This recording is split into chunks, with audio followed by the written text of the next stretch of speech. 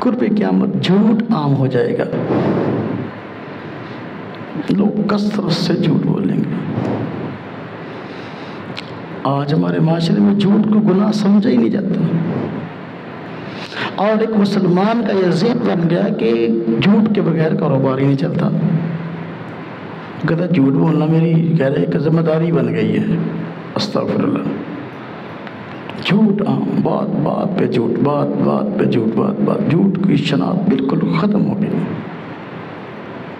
آج جو ہمارے گھروں کے اندر جھگڑے ہیں، فساد ہیں، اور ایک خاندان کے لوگ ایک گھر میں بیٹھ کر اکٹھے کھانا نہیں کھا سکتے، ہر ایک دوسرے کو اپنا دشمن سمجھتا ہے۔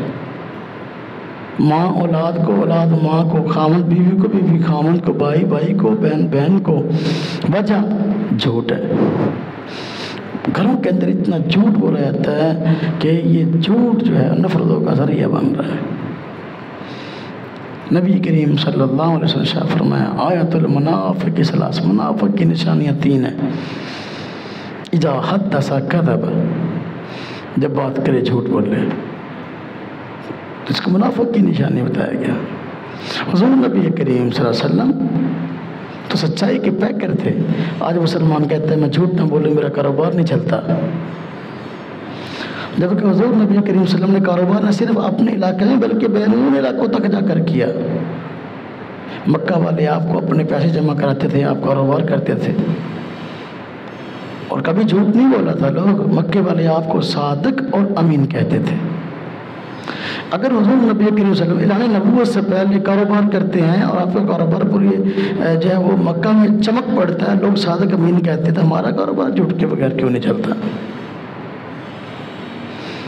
اس لیے حضور نبی کریم صلی اللہ علیہ وسلم فرمایا التاجر الصدوق الامین مع النبیین والصدیقین والشہداء والصالحین، سچا امانت دار تاجر کل قیامت کے دن جو ہے وہ نبیوں، صدیقوں، شہداء، صالحین کے ساتھ ہوگا۔ قرآن کریم فرمایا گیا لعنت اللہ علی الکاذبین،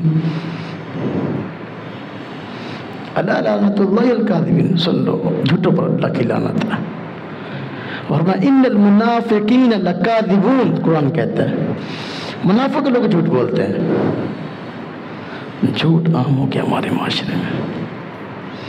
اگر جھوٹ سے بچیں گے تو بہت ساری بیماریوں سے بچ جائیں گے۔